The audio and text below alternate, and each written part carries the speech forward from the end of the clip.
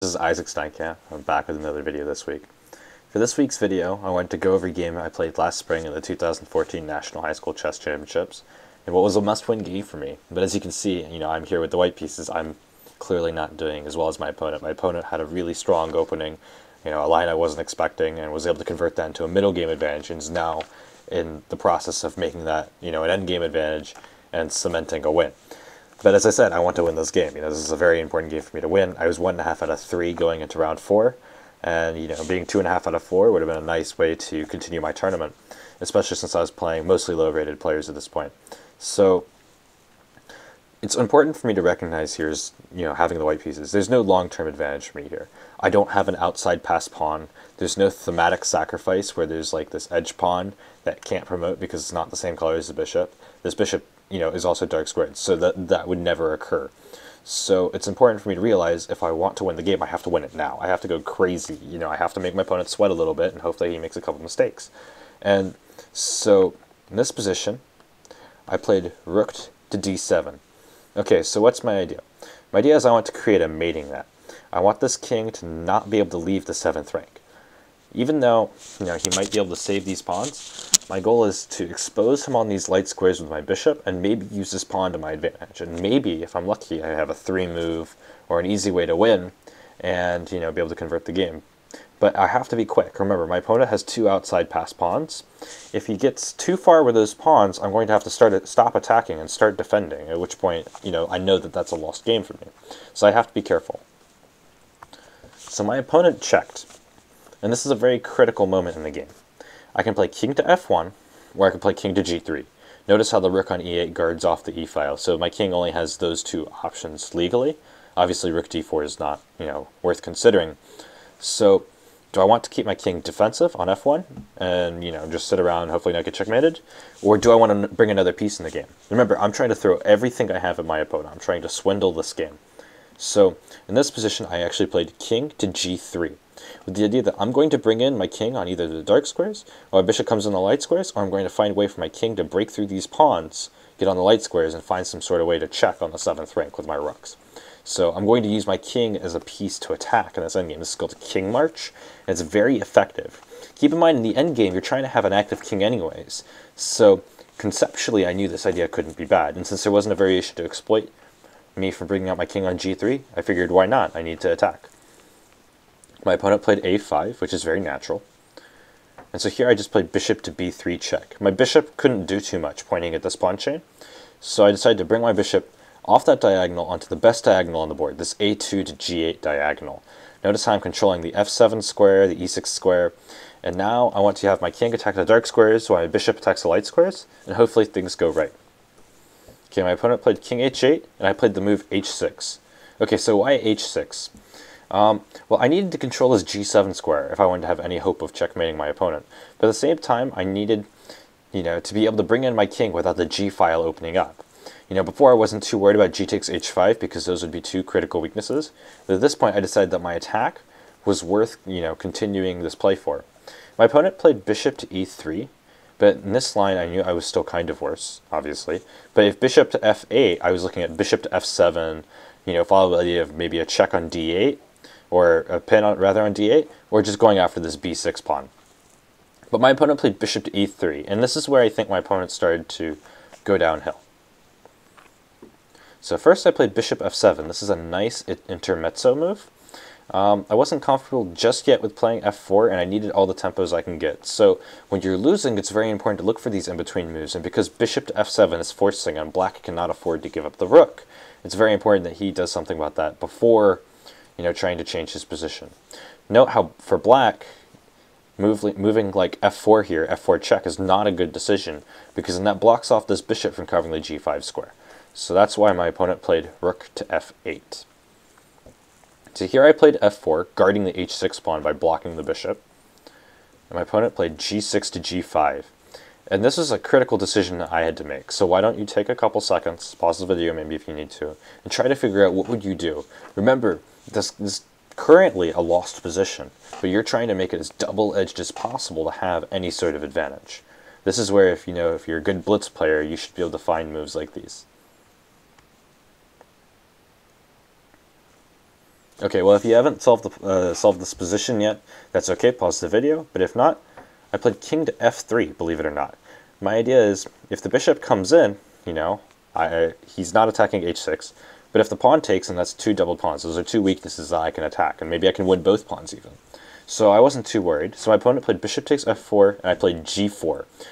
I noticed in this position, it's going to be hard for my king to get onto the dark squares right now, so I need to get through to the king side on the light squares, and then only when the time is right, use my king to control critical dark squares in the position. So by playing g4, not only am I threatening to win this pawn, I'm threatening to bring my king in the game. So my opponent takes, and I take. So I actually gave up a pawn in this line. So for me, what does that mean? Well, I have an edge pawn. And let's ignore the fact that this h7 pawn is here right now. If we were to trade down rook for rook, I could never promote this pawn because it's not the same color as the bishop in terms of the promotion square. You see how this is a dark square and this is a light square? So I know now I cannot trade rooks. That is not an option for me. Furthermore, trading bishops is not an option for me. Well, first of all, it's not legal, but if any sort of situation were to come where maybe he takes my bishop, I take his bishop, it's not a good trade. So I need both of my pieces on the board. But the good news is the g8 square and the g7 square are fully covered. This king is stuck here on h8. So it's a matter of trying to work around these two squares and create a mating net of sorts. Okay, my opponent played rook to b8, trying to create some space or luft for himself. I played bishop to b3. From here, my bishop wasn't doing too much on f7. In fact, I was blocking my rook's control over the 7th rank, and I knew at some point this h7 pawn, which is on the light square, will be a critical weakness of which I can attack with my rook and my bishop. So I played bishop to b3, keeping my options open. I can play bishop c2, or I can stay on this long diagonal. Notice how there's no easy way for black to push his pawns immediately and cost me any stress. He tries b5, but again, I'm not too worried. I just played bishop c2. There's no way he can save this pawn now. My opponent played rook c8 and offered me a draw here, and I had to actually think for a little bit. I thought about playing rook takes h7 first, but after king g8, rook g7, it wasn't quite clear, if I could actually break through and win the position. So I think I spent about 20 minutes in this position. That's a lot for a g120 game. But I like the move that I made, which was bishop to f5. The reason why I like this move is I can take the h7 pawn whenever I want. And by playing bishop to f5 first, I'm creating this threat of a discovery while also allowing myself to take on h7 without this bishop being under constant pressure. I don't want black to have any sort of active play. So by eliminating this threat and creating one of my own, black now has to react on this. And it's very critical where he puts the rook. So he plays rook b8. I just chopped on the pawn. Rook takes h7, king g8, rook g7 check. My opponent went back to h8. I was suspecting he would play king f8, but it wasn't quite clear what he would do after an idea like bishop e6, rook g8, and then me bringing down the h-pawn. I mean, at that point, I might even be able to get away with trading rooks if I can stop the bishop from getting on this diagonal. So maybe like bishop e6, king f8, rook g8, king e7, rook takes rook, bishop takes rook, king f5, and I might be able to plan some sort of promotion. I wasn't quite ready for that yet, but I thought that that was black's best chance at maintaining the position.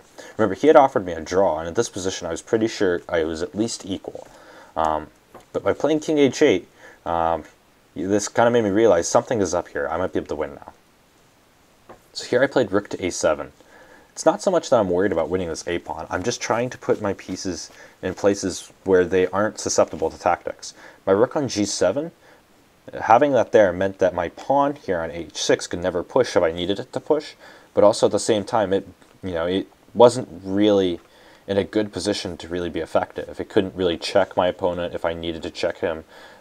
So by bringing to a7, I'm just preparing my options. Remember, I'm probably not better in this position yet, but I have the initiative, and the initiative is what's critical. So my opponent played a4. I played king to h5. Remember, this is my king march. I'm going to bring my king in through the light squares that I've created, and then by bringing it to maybe g6 one day, I've controlled the two critical dark squares, f6 and g7. Remember, this all goes back to that g4 idea where I opened up all these light squares. My bishop and my king are never going to be attacked by this bishop, so I know my position is relatively solid. My opponent played bishop to e3, and I knew immediately in this position I was better, And the computer agrees with me here. So why don't you take a minute and try to figure out the idea. Remember, we're trying to create a mating net. Almost all the pieces are where they need to be. It's just a matter of finding the right moves. So why don't you take a minute here and try to figure out what's the ideal placement for all of the pieces, and then how can you put that together and win this game.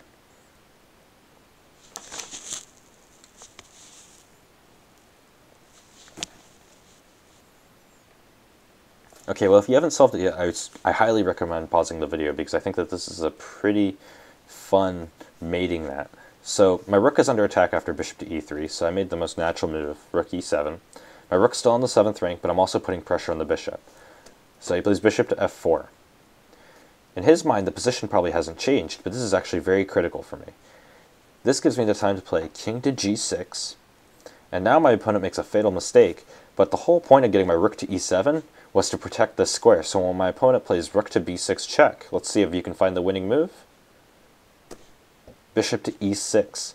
Mate is now inevitable. I have the threat of both rook to e8 check and the threat of rook to h7. Notice how if black plays rook takes e6, trying to save the game by only being down in exchange but up 2 pawns.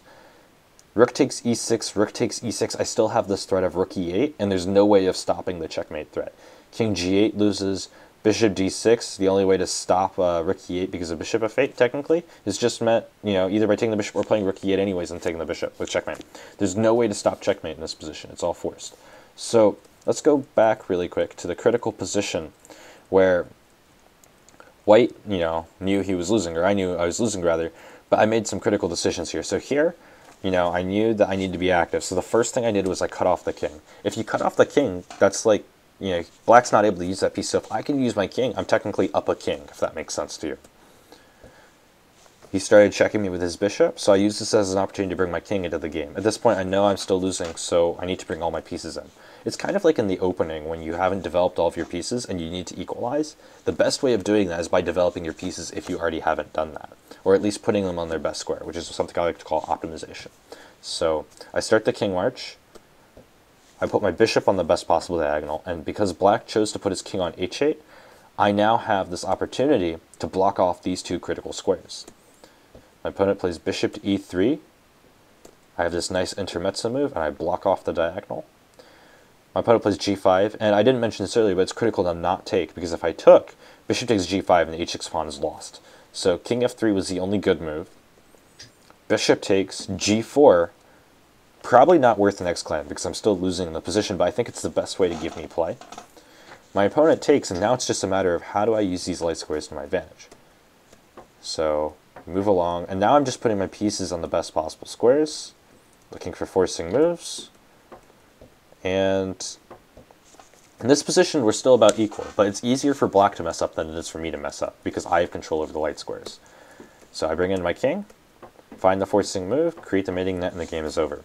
So that's how you swindle a game. You have like an idea of a mating net, and you work towards it, and you just attack. Even if you're losing, there's nothing for you to lose if the position is busted. Just go crazy. So that's how you swindle a game of chess. This is Isaac Steincamp from the Chess Summit Network, and I hope you enjoyed my video.